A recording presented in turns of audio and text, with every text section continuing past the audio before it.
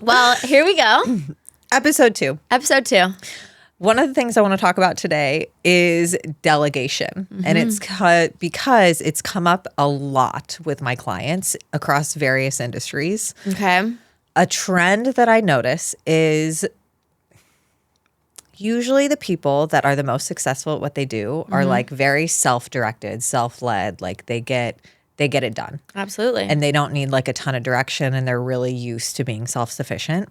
But then you get promoted to a point or you take on enough clients to a point that all of a sudden that like I do everything myself and I'm really, really good at it doesn't work anymore. Yeah, that makes sense. Yeah. And then you have to learn the skill of delegating. And most of those people have not learned that skill before because they're so good at just doing it themselves. So I see this across the board, and it can be like household delegation. It can be at work delegation, but usually it's hard because you have such high standards. You're trying to figure out what to delegate. Anyway, this is why I wanted to bring this up and kind of get your thoughts on it. Do you think it's that they're not good at delegating, or do you think that well, a couple of things. One, think that they can do it better themselves, and B, think I should be able to do this because it's such a simple and like meaningless task that I should be able to do this? I think it's a lot of different factors. I think it's one, like, what do I even delegate? I think that is the first question. The problem with delegating is you have to take a step back. So when you're really busy, that's when you are the person that needs to delegate the most. But it requires time to sit back and think about, okay, what do I need to delegate? Who do I need to hire or outsource to? What is that going to look like? How am I going to train them? It becomes an overwhelming task in and of itself. And then it often just doesn't get done. Or you try once, you don't like the person that you hired and you give up and you're like, see, I knew I couldn't have somebody else do it. I need to do it myself. Yeah. I think I try to delegate as much as possible. I do try to pick one of two buckets. It either has to be someone who's really good at a specific thing, so they almost can act as an extension of me. Like I almost think they're nearly as good at that task as I would be at that task. Yep. Or the opposite, if it's something that I really hate doing and I'm really bad at doing, then they need to super excel at doing it. Like they need to fill that gap. For me, I hate delegating childcare. I just do not like it. It's not comfortable for me. I have Ashley today, obviously on podcast days, but I actually think like when I met Ashley, I was like, oh, you're a mini me. Like you're driven, you're organized, you're structured, you just get it. I don't have to repeat myself many times. Like you remember every little thing, even down to like how I like to fold the towels. Like she's just on it. So it's a relief for me. But I have tried to bring in other people and outsource the childcare where I'm like, it's not going to work because I could just do it better. And then I would rather just be with my kids. And similarly, like with social media, one of the things that I'm really not good at is like the Canva and that type of stuff. But I'm not so bad at it to where like you either need to be exceptional or I would just do it myself, which is like kind of a cycle for me. But I feel like I have found someone who, from a working quality perspective, she's a really hard worker and she just gets it and she's detailed and she's organized. And so like it feels more comfortable to delegate. Good. You know what I mean? So it's like it has to fit into one of these two categories. Like you either need to be an extension of me or you need to really fill a bucket that I absolutely cannot fill, if that makes sense. I agree. I think that's a good way to look at it. I view the childcare one a little bit differently. My nanny is like the polar opposite of me. Really?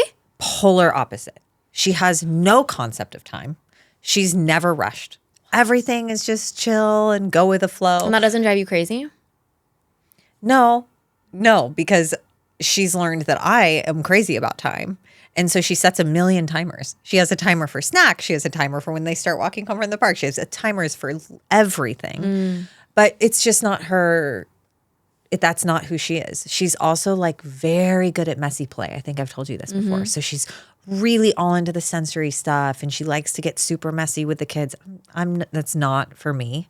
So I think we bring different strengths to the table and I really like that for my kids. Interesting. because I know I'm not going to be a full-time mom, so I will not be the one that's with them 100% of the time. So I'd rather them be with somebody that's really good at things that I don't like to do. Interesting. But that fits into your other bucket. I could not, like, if someone does something differently than how I would do it, I'm like, you got to leave. You got to go. Well, that's interesting. Like, why is that? Well, I obviously am just like, there's no one who could do this better than I can do this. Okay, is it better though? Like childcare is a unique one because that's not like a business task or something you're delegating. So better, so they have to do like the parenting exactly the way that you would do it? Is that what you mean? They need to like run the day, discipline, everything, structure how I would do it. Exactly how you do it. Yeah. And Ashley does that. Yes. Well, good. Yeah. Then that works. But it like kind of drives, like I love on Thursdays when my mother-in-law comes over to play with the kids. Yeah. But it's like I'm not really getting much done.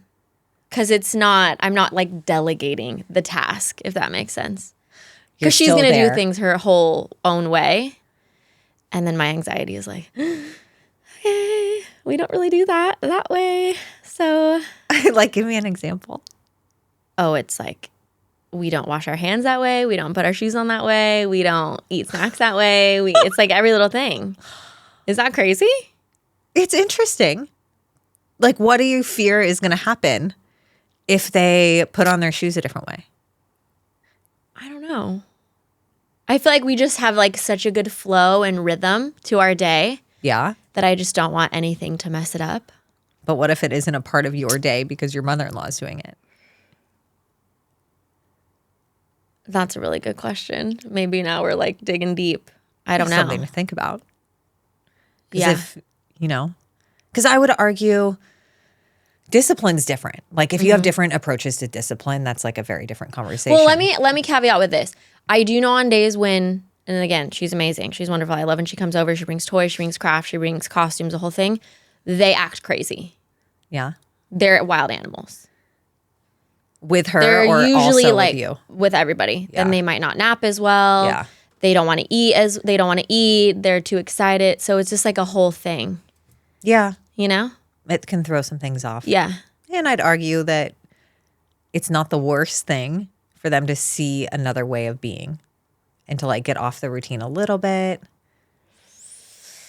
experience a different type of day. Oh, maybe. God. I don't know. Maybe. I don't know. Yeah, I don't know. It's not the area you want to delegate anyway, though. No. So it feels the least comfortable to me. I think you hold on to those areas then. I mean, everyone has their things where they feel like they should. There's areas where you should delegate and there's areas where you should not. Yeah. It's very easy for me to delegate cleaning. It's just like cleaning, laundry. It's easy. I have a woman who comes. She's amazing. She knows how exactly. Again, she doesn't ask questions. She comes every week. She does the same thing. But when I speak to a lot of women, they don't want to delegate cleaning because they're like, oh, well, I can do it better. Yeah. But it's also something that they complain a lot about. I always have laundry. And then I'm like, well, hire someone to do it. It's like a very easy thing to outsource in my mind. But they're like, but they don't do it how I would do it. But I'm like, to me, that is like, who cares? Okay, well, I'm one of those people. Well, I don't complain about it. But I have now I have my own system because I'm weird about laundry. Like if you're going to wash my workout clothes with my sweatpants, it's a big problem for me because that's a delicate versus a normal. I literally couldn't even think twice about that. Okay, I'm not going to I'm not going to spend too much time fighting this with myself because I know that's how I am. So instead what I do is I sort everything and then have you seen my laundry room? No, but you probably don't want to see mine. It's like a heaping. I'm just like, here's everything. Go crazy. I have 6 baskets on the side and they're all labeled in the type of, so it's like dark delicates, light delicates, darks, whites, towels. And then each one has the washing instructions on it. And then on the other side. But do you have the same person doing your laundry every time? Oh, yeah. So she knows. I put it into the baskets, then she can take it from there, and then she can fold and she can put everything away where it goes in everyone else's room, not my room, because I like to hang things a particular way. Wow. So it's a middle ground, right? Okay. I sort, she can do it. I don't have to do it all myself, but I don't have to delegate the parts that make me feel uncomfortable, which kind of reminds me of childcare. Like you could probably delegate certain aspects of the day and maybe not things that are really important to you. Yeah, that's fascinating because I'm just like, I don't touch it. I literally don't touch it. She'll go in every room, she'll get it, she'll wash it, she'll put it all away, and then that's just that. I don't know. I don't even think twice about it. You don't worry about it. No. See, everyone has their different things. And like when I work with women too, like they have things that they really want to hold close. I might work with a financial advisor who really wants to handle all the client communication, but that doesn't necessarily mean she has to handle like a lot of the back end things. So we can split it out and find ways to delegate certain areas, but not others. Okay. Yeah, I know.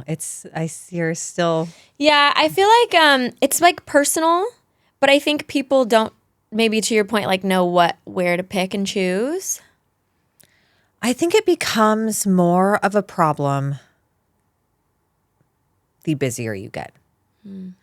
Like the more responsibilities you take on, the more important it is to learn how to delegate. And maybe also financial too, of some, like I know I hear from a lot of people like, well, I don't know if I really want to spend money on outsourcing that because they don't know. And also like if I paid to outsource laundry, even though it is a pain point, like what else would I fill that time with? That is a huge part of it as well. I think knowing exactly how you want to be spending your time in the way that is the most important for your goals, whatever that is. Like if I'm working on growing a business, then I need to look at where my time is best spent. And it might not be best spent doing paperwork or doing admin work that can be easily delegated, but maybe I need to be, I don't know, speaking more in my content or doing something like that. And then I can have somebody else take that and translate it into carousels or something, something that isn't so personal to what I want to be accomplishing. Yeah. In terms of like a stay-at-home mom, I feel like that might be tougher because it's like I just, because I hear from a lot of stay-at-home moms, it's like I feel like there's so much to be done and so much to do, but it's kind of just my job to do all of these things.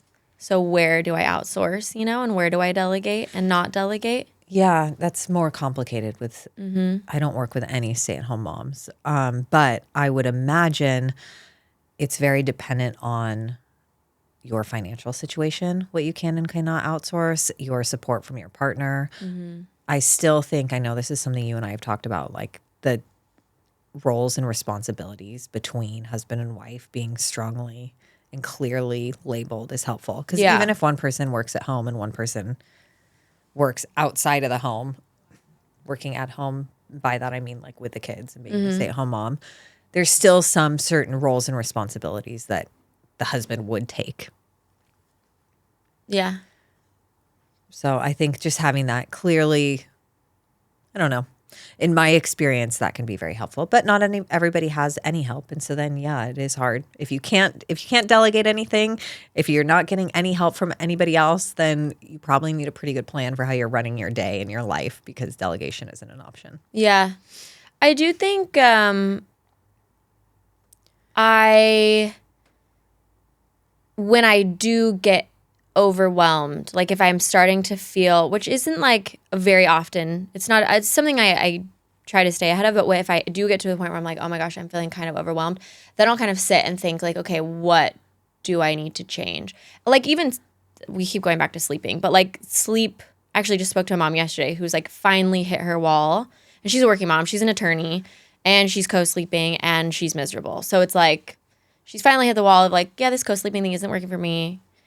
I need to do something. So it's like now she has to outsource or delegate, like figuring that out. So I do think a lot of times, and that's not like a consistent delegation, but I'm just saying like, I think sometimes for a lot of people, you have to hit a wall to really think like, okay, what do I not actually like? Like, what do I actually not want to be doing?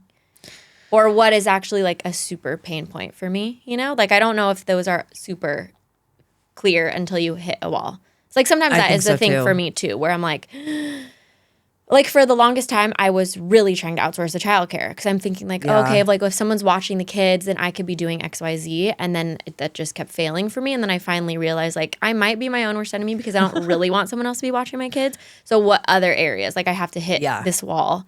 you know, and to be able to figure out like, okay, where else can I delegate? The cleaning one for me is like kind of a non-negotiable because I personally cannot have all three of my kids at home all day with me, which they are, and try to work and try to clean everything and try to stay on top of like it just and manage like groceries and like all that kind of stuff.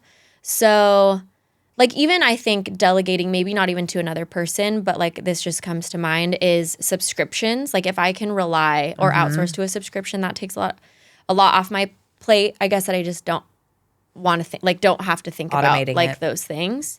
Anything you can automate. Versus like not outsourcing to an actual person. But you know what I do, what I have seen a lot of people are doing recently, instead of having like a nanny or an assistant, they're having a house manager.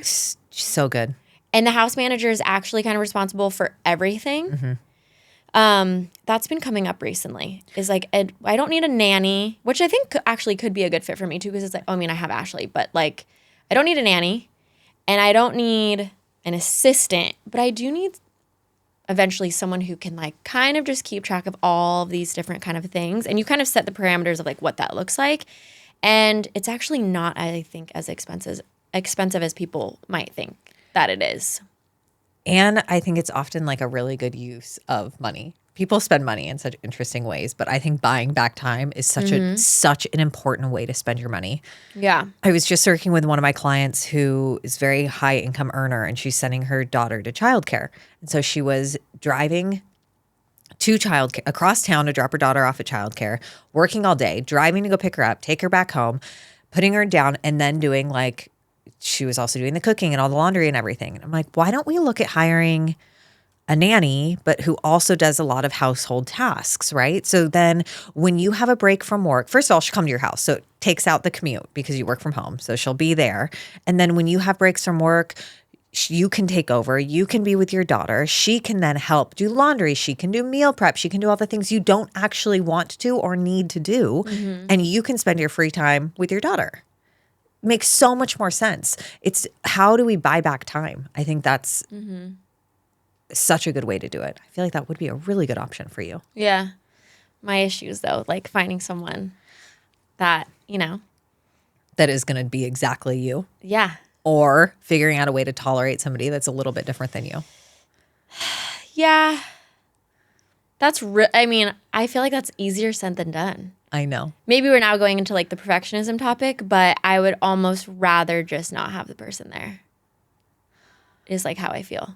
Like it gives me so much anxiety if they're there and doing it incorrectly that I'm like, and I have sent people home where I'm like, you just have to go. Because it's giving me so much anxiety. It just doesn't work. Yeah. You have to pick and choose your areas then, I guess. Yeah. You just have to weigh what's most important. I know. Every day I'm like, Ashley, can you just not be a doctor? She really is the first person who's coming to my house where I'm like, okay. Like I don't need to like look at my phone. You got it. I just trust you. You just will remember everything. So it's a tough thing. But I think your point though, that what you said about hitting kind of like your end point and reevaluating is really important. And it might be delegating, it might be something else like the sleep. I was not, for me, in a very good place the past, I don't know. I feel like I was doing really well postpartum until Scarlett hit like probably 6 months. And how old is she now? 7 months. Okay. So like maybe 5.5 months. Like I feel like it lasted a few weeks where I had expected to be further along. Like I had thought by 5.5, 6 months, I would be feeling really good. Like we'd be out of the newborn phase. Like I'd have my workout routine back. Like I'd be sleeping more. And it was like the polar opposite of that. And it really started to take a toll on me mentally. Well, how's the sleep going now? Better. A lot better. That's good. I'm feeling so much better. Okay, good. She wakes up twice a night, which I feel like is very manageable at this point. It's not through the night, but it's... Okay. I mean, last episode, you slept for 2 hours. You had slept for 2 hours. Literally awful. Yeah. But my kids know before a podcast filming, I think. Like last night, Dom woke up twice. Aurora woke up once. And Scarlett woke up twice.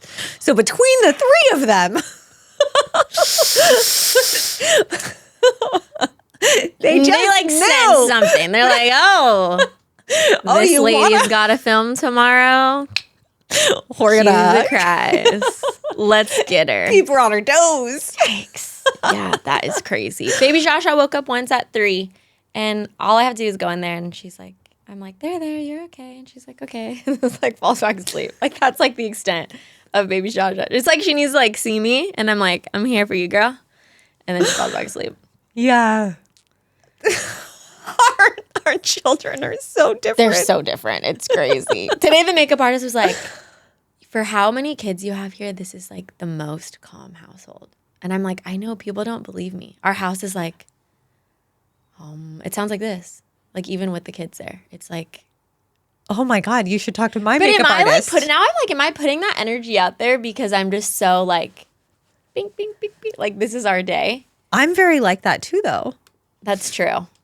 I'm extremely regimented. When it's like just me and my kids during the day, it's like literally the best day. It's just so calm and it just flows. And it's like literally the greatest day. I just don't understand. Like, how old's your oldest now? 3. And you don't deal with tantrums or anything? No. Like if you talk to Ashley, who did my makeup, about how our morning was, it was wonderful. But there was like pretty much constant crying from Aurora. It was wonderful. But I mean, that's just like part of our life. It's like Aurora's on the ground, hysterical about, I don't even know, like the cup was the wrong color. And then we kind of talk through it and it's okay. And then Dom's devastated. He can't eat all of his Valentine's Day candy before breakfast, which is never going to happen. And it's just like, you know, a lot of upset. We talk through it, but it's still joyful. Yeah. But it's definitely not like, Ours is pretty Like we just don't. Like the other day, Baby Shasha woke up with a tooth, and I was like, oh. But it's been like that with all my kids. So when people are like, oh my teething, God. I'm like, yeah, we don't have, like, I can't really help. Like people are like, what do we do? We're going through the teething. And I'm like, mine just like wake up and have a tooth and we just move on with our day. It's just kind of like, I don't know, maybe did I get like super lucky? I had a very tumultuous childhood, so I feel like God was like, you know what? You went through enough, so I'm gonna give you like 3 stellar children. I do really believe that we all have our challenges in life. Yeah. Like I talk to some people, like with kids, I feel like some people have a really hard time getting pregnant. And if they have a really hard time getting pregnant, they're not usually the same people that have ultra traumatic childbirths or like wild newborn phases. I feel like you usually get, you know what I mean? Like, like I got pregnant really easy with Dom. My delivery was not very good with him. And then like newborn phase was wild. But I got pregnant like first try. So I feel like I won there and then I kind of like paid for it later. I think we all have our things. Yeah. No, I was talking to my Bible study girls one time and I'm like, my childhood, you would not even believe the stories that I have to share. They're like so wild and ridiculous and traumatic. So then I think when I just got these like 3 very easy children. I don't know. Like I think it almost was like. So what do you think so I kind of subscribe to this belief that we all have something that we have to really work on in our life, kind of almost like a purpose that we're trying to solve. And so there's aspects of our life that are going to be easy and there's aspects that aren't. Like I am a firm believer that for me in this lifetime, like money is not my thing to solve. Like money will come. It's never going to be something that I have to worry so much about.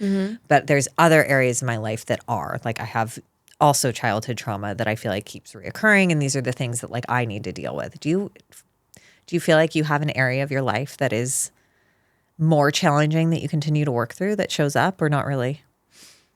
No. You just have easy kids and an easy.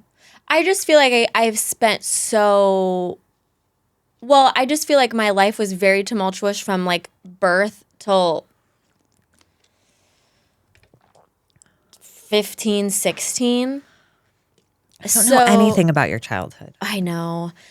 But then I feel like I hit a wall like in my early 20s where I was like, okay, like I get it. It was all bad. We're going to move on and I can't like talk about it anymore and I just can't even I don't even like think about it anymore. I do think it shows up like obviously there's a lot of crazy shit that happened. Like my best friend was shot and killed when I was in 2nd grade. There was like some weird kidnapping stuff. Like I feel like all of that leads to like maybe why I'm weird about chat. So like I do think it Yeah. shows up in that way, but I don't sit around and I'm like, oh my God, like you would never know that stuff about me. So like I think it comes out in like how I parent maybe, or like the choices that I make as a mom, but it doesn't like debilitate me, if that makes sense. Like No, I of don't course think I'm like not. trying to like overcome it. You know what I mean? Yeah. I think maybe I overcome it, but then I'm like, oh, should I be like less protective of the kids? No, like I don't think that's like something I'm overcoming. You know? Yeah. Um. I think that makes sense, though. It informs the decisions that you make about how you raise your Yeah. kids. Like you're going to be more controlling And more like present. I think this about. I mean, I think this about most people. Like, you don't really know how a person, like, why a person chooses to parent or live their life or have a marriage or anything like that, you know? So I think it is really hard to give such specific advice. And it's like so, I think the advice would be like figuring out what those things are. Like when you can be very self-aware, Yeah. right, wrong, or indifferent. You know, it's like, that's not a wrong choice. It's just your choice for your specific situation. I think You so know? too. And then just kind of figuring out how you're going to work with it instead of fighting yourself on it. Yeah. But I do think, I mean, with all that said, I think I am like because of everything that I went through growing up and then looking at where I am now, I think I have like zero, I mean, this is like, sorry, I'm going to just say it. I have like zero sympathy for anybody. Yeah. And I know that sounds terrible, but when someone's like, oh, I'm having a really hard day, I'm just like, get over it, pal. You know, like I don't do well with that. So I think, I don't know. I don't know if I'm still going back to like my like larger purpose and like what I'm trying to overcome. I think there's like definitely areas of opportunity for me, but I don't know if there's like things that I'm trying to overcome. You know? If that makes sense. It does. Yeah.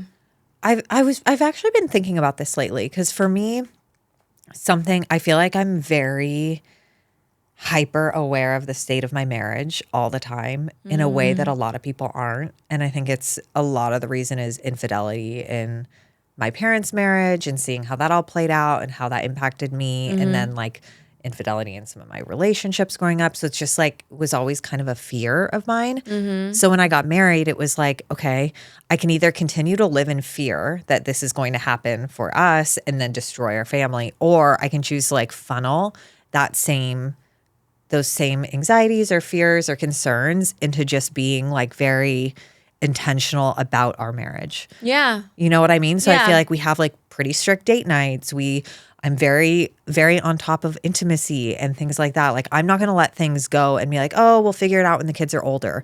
I'm really, really aware of making sure my husband feels loved and wanted and that we feel connected, even if we have 3 little kids, because I never want to replay those same patterns out. But I think we're all informed, like all of our actions are informed by our past. Yeah.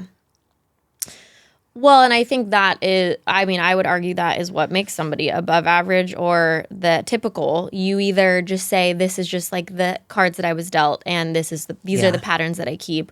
Or you say, these are the cards that I was dealt and there will be, like, by the time I'm done with my, time, there will be no This is gone. remnants of that left to, to carry on. I agree. Sort of thing. Instead of using it, It's like this a is going to crutch. feel like an off-topic jump, but I talk to a lot of people that are neurodivergent. So they'll have like ADHD or ADD, or they have like some sort of focus challenge. And I think you can either use that as like an excuse for why you can't do things, or you can do things in spite of it. And it's like, okay, I have these challenges with focus, so I'm going to start structuring my days and create systems that actually like work from my brain exactly how it is, that's going to let me achieve my goals, and I'm going to succeed anyway, instead of just saying like, oh, this is how it is for me, and so I'm never going to be able to do X, Y, and Z because of it. Yeah, I think that is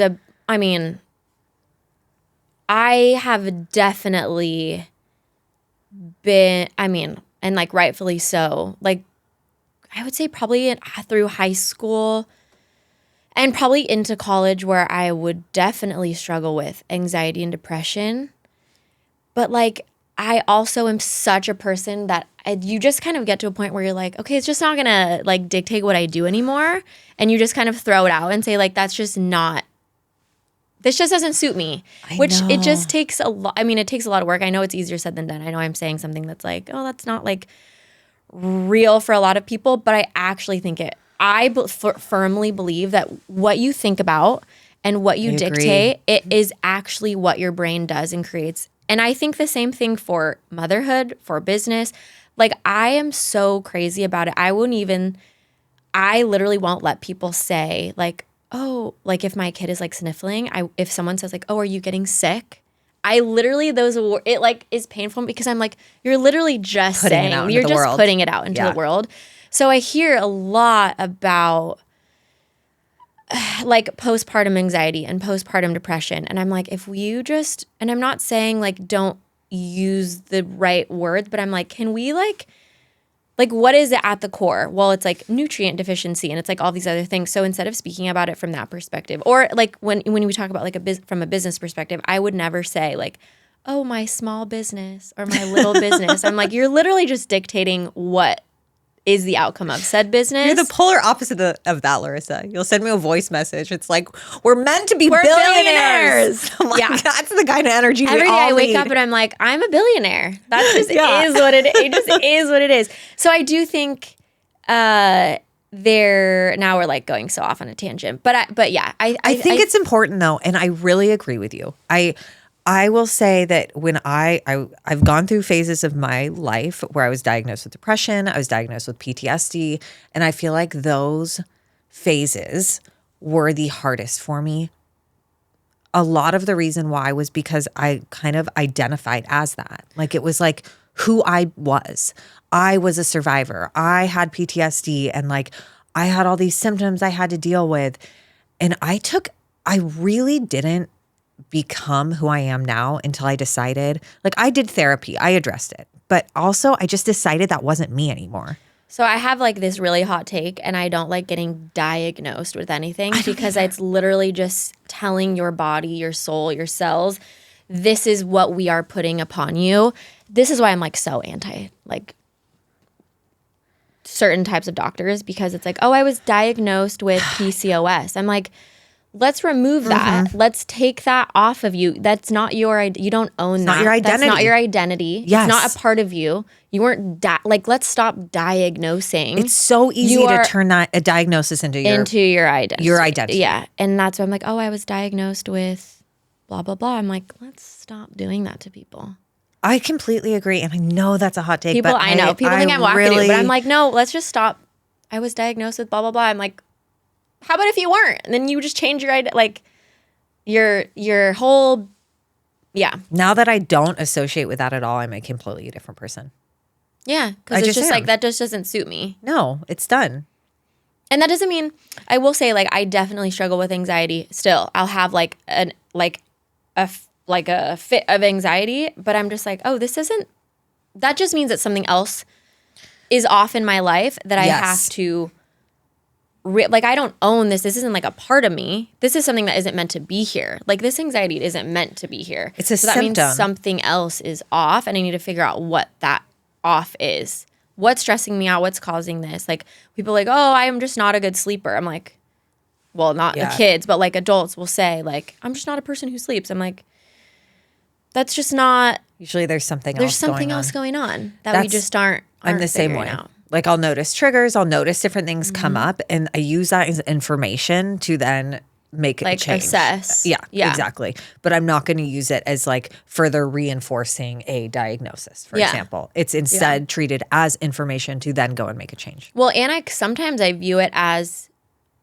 a benefit is like a weird word to say, but like a benefit. Like, okay, my system is telling me whatever I'm doing and my systems, like my outer systems are not suiting me the way because it's like bringing about anxiety. So something has to change. You know, it's like,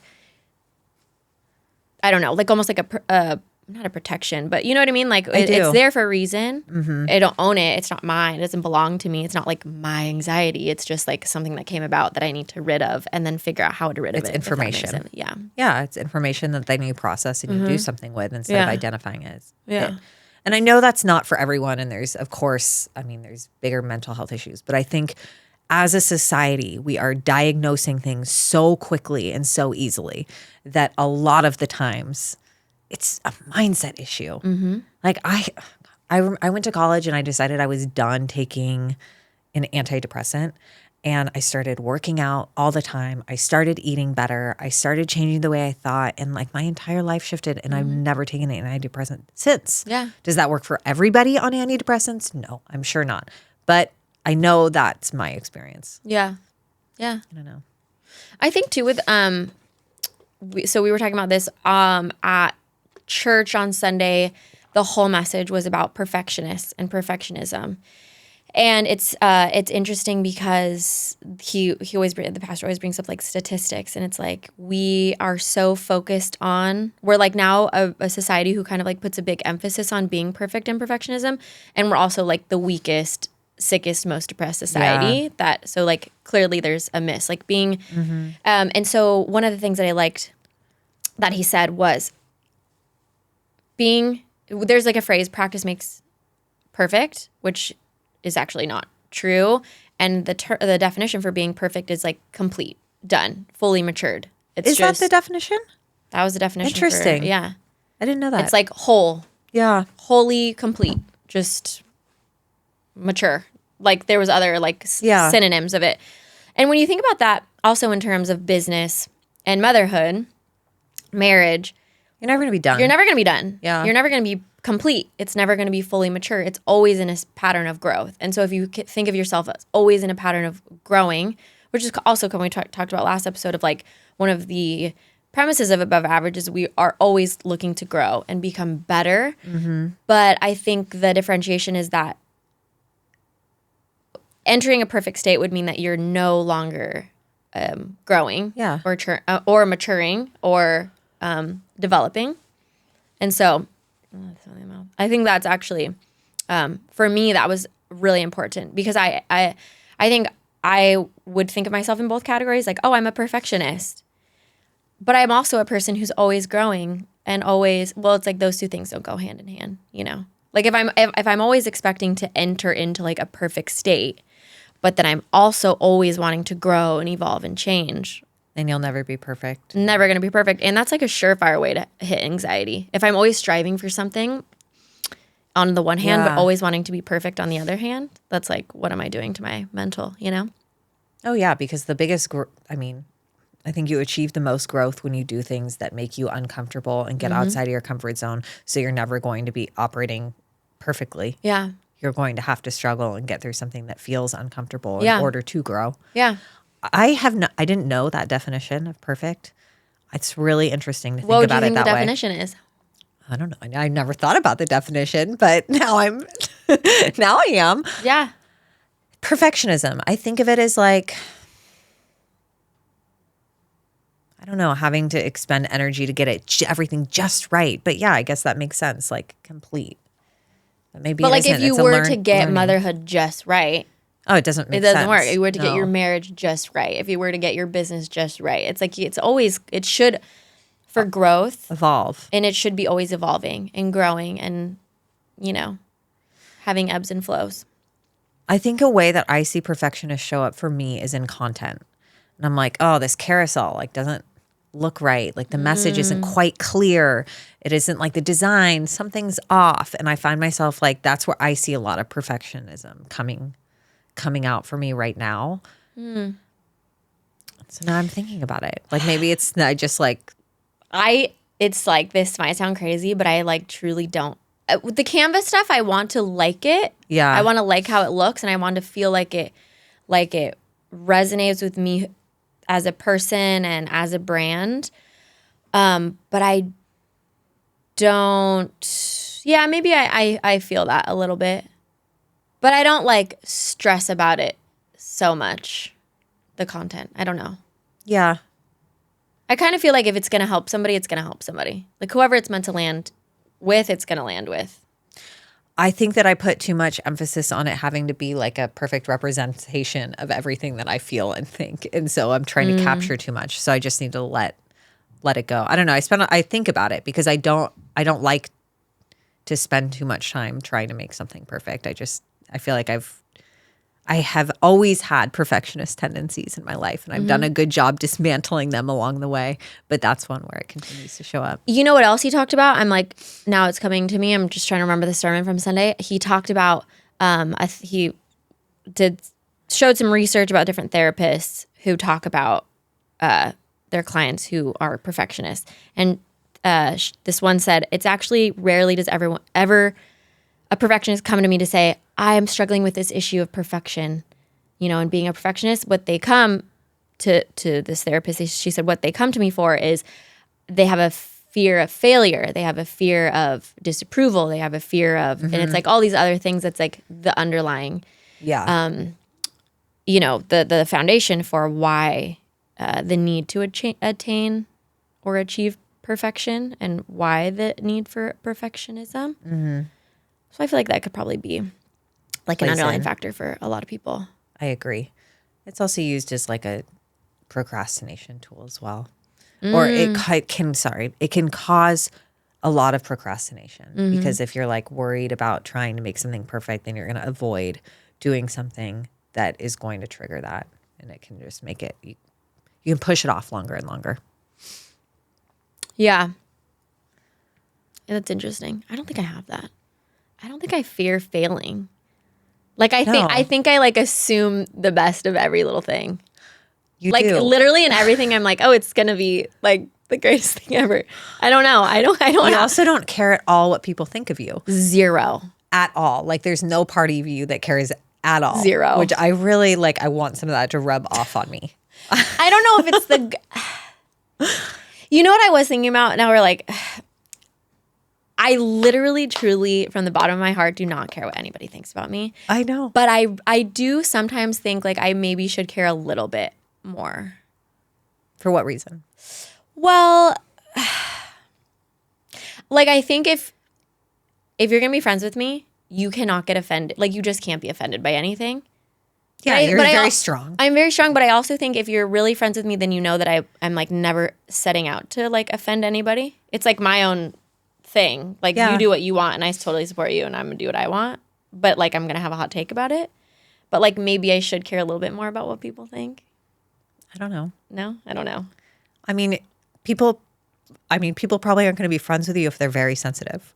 It never works out. No, it wouldn't work out. It never does. You have to be never does. It never does.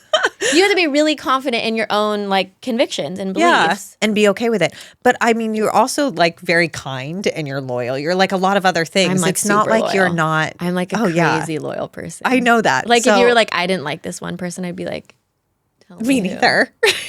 Hate her. She's done. She's toast. Yeah. So I feel like it's not that you like don't care what anyone else thinks and so then you go out and you're mean. It's just that you don't care, so you're strong and you say what you believe. Yeah. And you're very convicted in it and you don't care. Like you're not afraid to shoot your shot. No, I think that's a really cool thing too. I do think a lot of people too, because I hear from people that are like, oh, I'd love to start posting on social media. I would love to start posting, but I don't know how or what or when. But I really don't think it's you. You know what you want to post. I think you're afraid other people would think it's silly. Yeah. Maybe. Or afraid of I'm not judgment. speaking about you, but I'm speaking about like this. Literally, people talk to me all the time. They're like, oh, I really want to start posting my brand more on social media. But, it's like, I think it's like the fear of judgment or like fear of failure. Or like, what if nobody likes this or whatever. It was so hard for me to start posting on social media because of that. A fear of like what people were going to think and all the other things. And it was like really, for me, starting in social media and showing up in social media has been a huge exercise in self-growth because of that. It doesn't come natural. But then I'm married to you, essentially. And Jeff is the same way. Love that for you. Yeah. Love that for you. The two of you are so like, you guys both respond to my stories the same way. Like, it's just hilarious. He's in sales and he comes home and he'll just tell me these stories of cold calls gone wrong. And he'll have been berated by somebody and he thinks it's hilarious. I'm like, oh, yeah. I am physically upset by that story and it's not me. Like, I don't understand. Yeah. This is what I talk about when people are like, oh, I want to get into corporate tech sales, I'm like, it's like a different animal. Like it's a totally, like you really don't care what people, you really can't care what people think or say or get offended by anything. But I think the same thing about from like an entrepreneurial perspective, because also women ask me about this all the time of like, I want to leave a corporate job and I want to start my own thing. My only advice, and like I guess I don't really have the best advice because I'm still in this journey, but my only, I think, advice would be you literally just cannot care about what other people think. If someone thinks your idea is dumb, if someone thinks what doesn't matter, like you just cannot care about what other people might think, what other people do think, what other people say. Like it just cannot phase you if you're going to jump into something that you. Or you just have to be disciplined. Like I might care, but I have to fight against it and do it anyway. Like in my example, right, I've struggled with worrying that people were going to judge me, but I can still be a good entrepreneur and I can still be very successful because I can have those fears and decide that I'm disciplined enough to still do it and I'm going to go after it and I'm going to continue even if people tell me it's a bad idea anyway. Okay. Because some people are different than you. Like some people are so just like, going to be. So you care. So it's like in the back of your head where you're like, I'm going to take that with a grain of salt, but I'm still going to do it. Yeah, exactly. Or I'm scared to post this, but I'm going to intentionally lean into it and do it anyway. Okay. Yeah, that makes sense. You know what I mean? Like, you're an idiot. You don't know what you're talking about. Like, that's terrible. I'm not like taking anything with a grain of salt. You know, I'm like. Yeah. Unless it's somebody that I like so respect. Oh, no, I don't know. Even as I don't know. And I'm but like I get what you're saying. I get what you're saying. You take it with a grain of salt but you still have to like find the courage within yourself to still do it anyway. Yeah. Because when you're giving advice to somebody that wants to make the jump, like in your particular example, it's not that I wouldn't say it's that all entrepreneurs have to not care what other people think. It's just that you have to be very convicted to continue. See, this is why I'm not a good person to get advice from. Okay. Like people come to me advice with this stuff. I'm like, I don't know how to give the advice. You got to go to Alex. Call Alex. I think you're very good at giving advice if people fit that are very similar to the way that 100%. You think. I'm like, if you are similar in like approach and thought process to me, yeah, absolutely. But otherwise, I don't have anything to offer you. Sadly, anything. No, I know that's. But I would say from that like I'm a business very, perspective, like from like a starting a business perspective, I'm like that is an Alex job. Yeah, go to Alex for that. I think I'm very good at understanding people's strengths and weaknesses. And instead of focusing on maybe the weaknesses or the areas where you're not so strong, we're going to highlight your strengths and we're just going to make things work for you. Because I think sometimes people try to force themselves to do things that just don't work. Like, okay, let me give you a more tangible example. The Gretchen Rubin 4 Tendencies. You introduced me to this. I use it with all my clients now. Oh, good. Before I even onboard a client, I have them take out the quiz and let me know which of the 4 tendencies they are. And so a little background, like there's 4 different ways that people respond to expectations. Most people that I work with are obligers. So they are more likely to respond to external expectations. So if they make a commitment to me that they're going to wake up and do something, then they're more likely to do it than if they just tell themselves they're going to do it, for example. Okay. And I've had some of my clients that'll feel really bad about that. They're like, oh, I hate that like I can't just hold myself to my own standards, and they'll start beating themselves up about just the way that they are. I'm like, no, this isn't like a good or a bad. We are not signing values to whatever your tendency is to understand so you know how to move forward. Exactly. Sort of yeah. And now you know how to structure your commitments to yourself in a way that you're more likely to follow through. This is all information. It shouldn't be applied as judgmental. It's just now we're going to structure our coaching engagement. We're going to structure how you actually create systems and stick to them based on this information. Yeah. I mean, yeah. Do you think, so I have always been a huge advocate. If you've been following me for a long time, I always talk about the 4 tendencies because it was so helpful for me. I mean, I've been listening to Gretchen Rubin for like literally like 10 years. And that was really helpful for me to kind of like a little bit, to understand myself more, but also to understand other people around me. Because like you said, I am a person where I'm like, no, this just like is what it is. I'm an upholder. I can meet outside expectations. I can meet inside expectations. I could tomorrow, if someone said, hey, we're changing this entire thing, I'm like, okay, great. I got it. Boom. But my question for you is, do you think that someone could change tendencies? Or do you think it's just innately them? Like, for example, we kind of like talked about this with like people who say they're not a morning person. You could be a morning person if you really wanted to be a morning person. Or is the tendency more just like an innately kind of just like how you're driven thing? Because I was thinking about this the other day. Like, I wonder if I took it now because I am less likely, I think, now I don't know what that would make me, rebel? No, I don't know. I'm less likely to meet external expectations now, I think, that I had kids. Like, I'm very focused on like internal, well, I don't know. Maybe those would fall into the same bucket.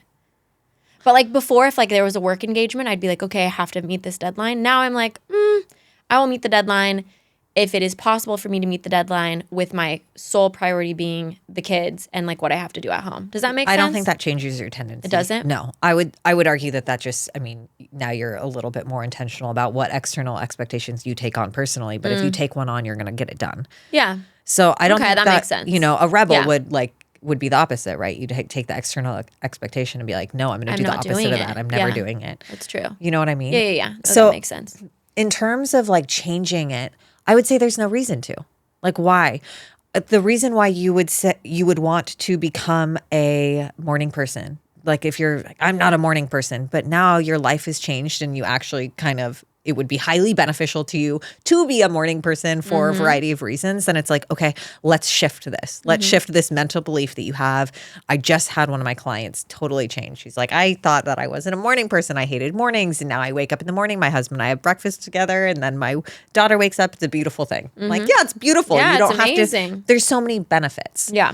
I would say there's not really a benefit in changing your tendency. The main benefit is just understanding it and then designing your life around that, like letting it inform your decisions and how you structure your life. Yeah, that makes sense. Yeah, I think it's super helpful. And having a spouse take it too. Because like Michael and I run and operate very differently. He's Interesting. So I have to remember that a lot of times when we're... How does that impact how you guys, like how does that impact you guys? Well, I think, I mean, from a business perspective, from a family perspective, from a, I don't know, navigating in-laws, navigating holidays, navigating the way that we approach our children. For me, it's just so easy to say, no, we're not doing that. That doesn't work for us. Yeah. For him, it's like, well, could we try to figure out? And it's like, I can either, you know. Yeah. I think it's nice to be able to understand where someone else is coming from, maybe. Yes, I agree. That, you know, does that make sense? Definitely. Yeah. That was a good example. So he's going to have a desire to be like maybe a little bit more flexible and compromise. Yes. And therefore you have to compromise a little. So I'm just like, okay, that makes sense. I hear what you See? See? You care what other people think.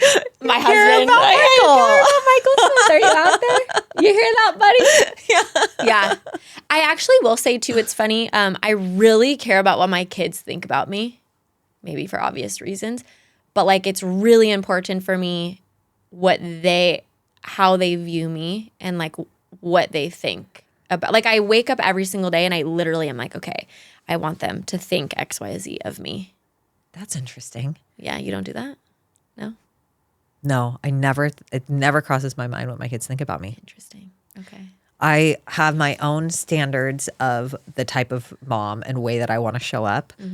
But my kids throw tantrums. So they have a lot of opinions. Like they're very mad about some things, not mad about others. Like my fear with that would be that it's giving them too much control. Like I immediately thought of when my daughter is 15 and her opinion of me when she's 15, like I can't let that impact me because she's going to be hormonal. She's going to have a lot of different opinions and I'm going to need to be able to stand strong in my beliefs as a mother and what is in her best interest and follow those regardless of her beliefs and opinions of me at the time. Yeah, but I do think like as part of that, I want my kids to think of me as consistent. Yes. So like I discipline them. I certainly discipline them. But I don't ever want them to think of me as inconsistent is like a big one. Like I discipline the same. Like this is just the rule. Like in our house, we do X, Y, Z. In our house, we don't do X, Y, Z sort of a thing. I don't know. But yeah, that's a good point. That seems like a commitment, a belief that you're upholding for yourself too. Like that's not necessarily, you could also just phrase that as it's important for me as a mother to be consistent. Yeah. Less about like their what view. they think about me. Yeah. I feel like that's less about their impression. I mean, you're probably considering the fact that there's a bunch of research that shows consistency is important and everything else. But. Yeah, but they'll say to me like if I'm in a bad mood, they'll say like, "Why are you being mean today?" Yeah, they're vocal. Yeah. That's so good. And I'm like, you're right. I'm not being very nice today, huh? Kids are a mirror. You know what Dom always says to me now? I'll say maybe. He goes, oh, well, maybe means yes to you. So that means yes. And I'm like, does maybe usually mean yes? Does maybe mean like. Am I? Do I? Yeah. They're a mirror. And I'm like, maybe I should just be more concrete about yes or no. And when my 2-year-old, my second child, my 2-year-old, if we're like having, which is a lot of days, like I'm not, like most days we have like a great day, he'll be like, you're a princess. I'm like, thank you, sir. Because that's like his way of being like, oh, you're so nice. Like you're so, not nice, like day. Nice isn't like the best term. Because I actually say that to them. I'm like, it's not my job to be nice. It's my job to be like to keep you safe, to love you, to guide you, to da-da-da-da. Like we talk about this all the time because Layton will be like, you're not being nice. I'm like, well, fortunately for you, my job isn't to be nice. My job is to be all these other things, you know. To protect you, yeah. Yeah. Yes. But yeah, my little one will be like, you're a princess. I'm like, oh, thanks, buddy. That means you're having a great day. I love it when they reflect back to you. The other day, Dommy gave me a heart for Valentine's Day, and he goes, I love you, Mama. I love you in bad days. I love you in good days when you're happy or mad. Because I try to say that to him a lot, too. I'm like, dealing with the ups and the downs and anger. And it's like, we can be angry, and I'm always going to love you when you're angry or happy. And it's just a beautiful thing when they reflect it back to you. Yeah. No, I do love it. I know. Yeah, we don't really get I was actually just talking to somebody about this who was asking about tantrums. Like, I honestly can't even think of one. I don't think any of my kids have ever had a tantrum. Stop it. Like, they'll get mad and, like, they're fussy, and they definitely, like, have, like, moments of, like, if they're crying or something. Like, someone takes a toy away and they cry and they want the toy back. Would be, like, the extent. Like, but nobody's collapsing on the ground and pounding and screaming. Oh, my gosh, no. Never. Literally, that's never happened. Like, I don't even know what would cause that to happen. Well, we'll see as Jaja gets older if that continues to be your reality. I would say it's a lot more prevalent in Aurora than in my son. Jaja doesn't really cry, though, right now. Well, she's still a baby. Yeah. I mean, we'll just talk about it when she's 3. When she's 3, let's see. But right now, she is my chillest kid, for sure.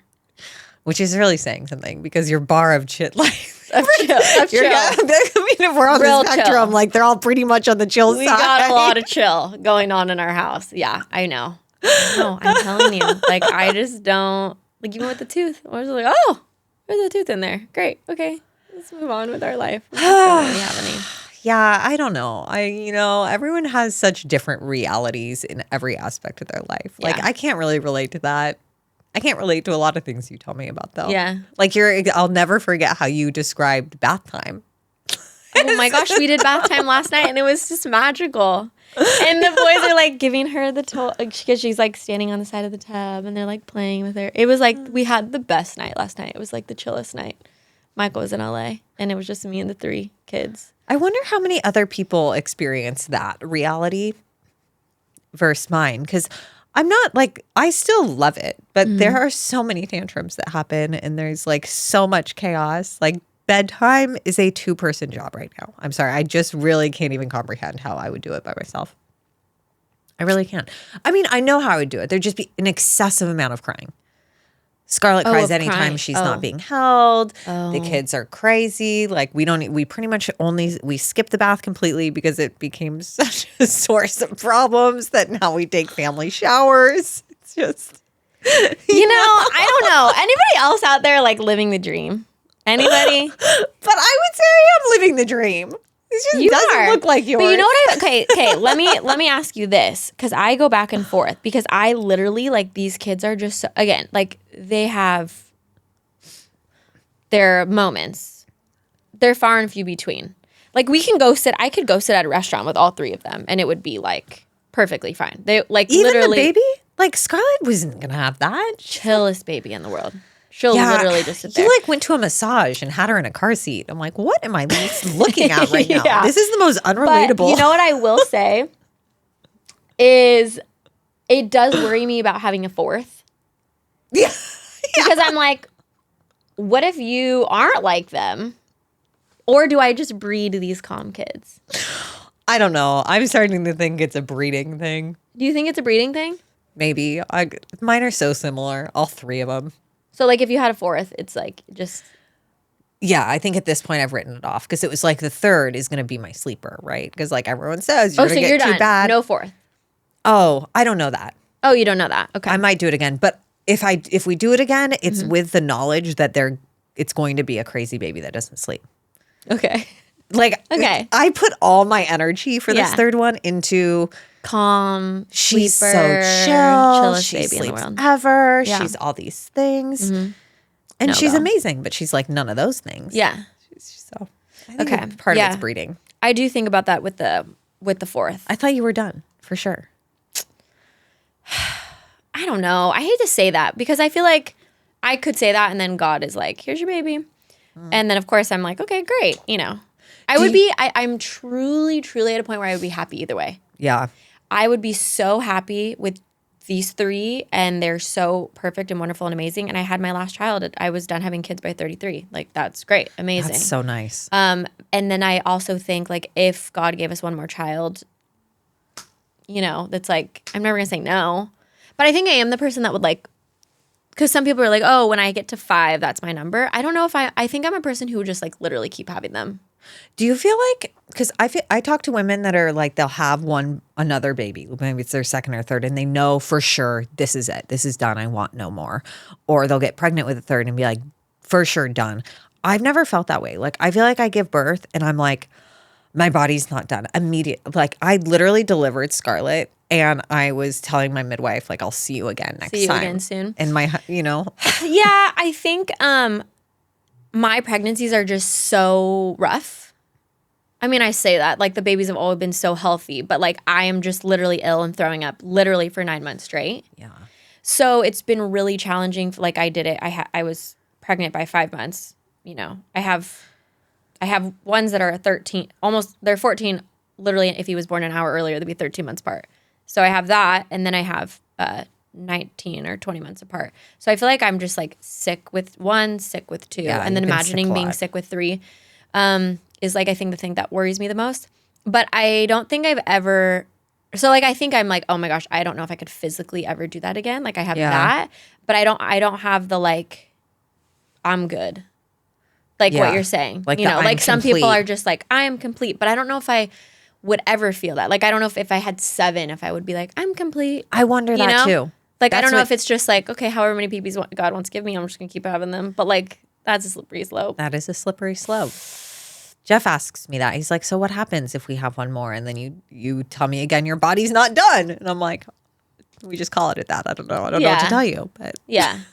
I am totally at a place right now where I'm like, I could be so content with these 3 and be thrilled. And oh my gosh, all 3 are so perfect. Yeah. Or if I had another one, to be so like, I just don't, I don't know if I don't know if maybe that's like our personality trait of where we like need to be done.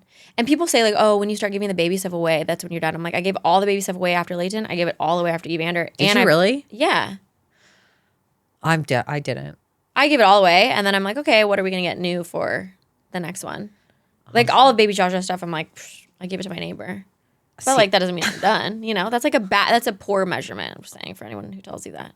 That's so interesting. Yeah. That gives me anxiety. I'm like, Really? oh my God, but then you have to buy new things. That's so expensive. Well, I have a little box and it says Roman because that's what I want to name the son if he comes. Roman. So I made the box and I labeled it Roman. And Jeff's but you like, know, by what doing is that, this he's box? gonna come. Yeah, I'm like, put this in the attic. He's like, what do you mean put this in that? Like, what is Yeah. this? What is Roman? Why are we He's saving gonna baby come, clothes? But like now, but you're like, I know. you're summoning Roman. And then Dom's like, I really want a brother. And I'm like, talk to your daddy. I don't know what to tell you, bud. Roman's coming. I did yesterday. Evander goes, I want a boy baby, and I was like, buddy, I don't know. I don't know about that.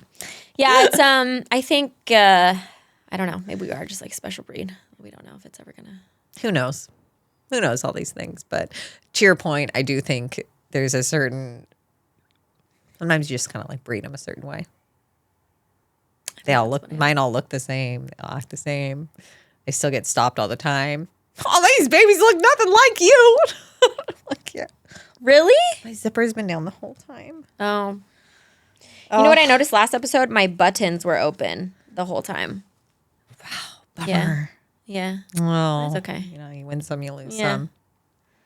Okay, what's our takeaways? I think takeaways are if you are struggling with something in your life, like if you are overwhelmed, if you feel like something's not working, it is in your best interest to make time, take a step back, and reevaluate what needs to change instead of just pushing through and deciding it's going to get better on its own. So that might be delegating. That might be, I don't know, figuring out how you're going to get your daughter to sleep. It might be how you're going to talk to your husband about getting help, whatever it is. But I think committing to actually taking a step back and reevaluating instead of waiting for change. You know, I'm going to add on to that. This is something that I really had to realize as it pertained to delegating and outsourcing, all that. Nothing is permanent and nothing is forever if you don't want it to be. If you want it to be, it can be, but if you don't want it to be. Because sometimes I'll be like, oh my gosh, I really would like to outsource this, but in the long term, it doesn't really make sense, and da-da-da. But that doesn't mean that it can't make sense in the short term. Yep. And in the current moment of where we are, if that makes sense. Like I won't always have 3 tiny little humans, so I won't always need to outsource what I need to outsource now. If that right? Would you agree with that? Oh yeah, nothing's black or white. I think that we live in a world that's very black or white right now, and I just think that's a problem for everyone. I think there's so much middle ground, so much gray area, and you can delegate just for a year or just for a few months or just try something out. It doesn't have to be a full commitment, all or nothing. Yeah. I mean, I feel the same way about like working moms or stay-at-home moms. Like, it's just not so black and white these days. No. You have so many people on the spectrum of all that, and you have to give yourself room to flex in a lot of different areas. Yeah. I used to kind of think, I mean, obviously I had my corporate job where I worked corporate, worked a crazy amount of hours a week, and I worked from home, but I would still leave, and I had the nanny, and then it's so funny. I literally thought like stay-at-home moms were like literally like at home with their kids like all day, like never leaving with their kids. I know that sounds so dumb, but like when I became a stay-at-home mom, I'm just like, okay, well, which is me and the kids, and we do everything, and like I don't need outside help, I don't need anything. And then I'm like looking at all these moms, I'm like, oh, you have a babysitter, you have a nanny, you have a housekeeper, you have all these things. Like it's not, you know what I mean? Like I don't know why my brain literally didn't correlate that it's not like all or nothing. I know. That there's like a million shades of gray in between, which actually I think still social media would have you believe that there's not. Because like I see a lot of these moms are like, being a stay-at-home mom is the best. And then I look, that's it. Just be a stay-at-home mom and your work is in the home. And then I look in their bio and it's like, here's my Etsy shop. And I'm also selling this and I'm also doing that. I'm like, well, I think you're not giving yourself enough credit because like I kind of think you're doing work, Like I don't think you're wrong, but I think there's like a little shade of gray in there where you like are doing some work. There's a total shade of gray. And I see that on social media so much. I mean, I see that with sleep training. It's like all in on co-sleeping, and sleep training is horrific for the kid, or it's all in on sleep training. There's no other way. Co-sleeping is detrimental and dangerous. Yeah. And it's like shouting on both sides, and you're completely wrong one way or another, where there's actually like a million options in between. Million middle options. So I think that all or nothing thinking can be pervasive in every part of your life, and it's helpful to take a step back and look at it. Yeah. Okay. See you next time. See you next time.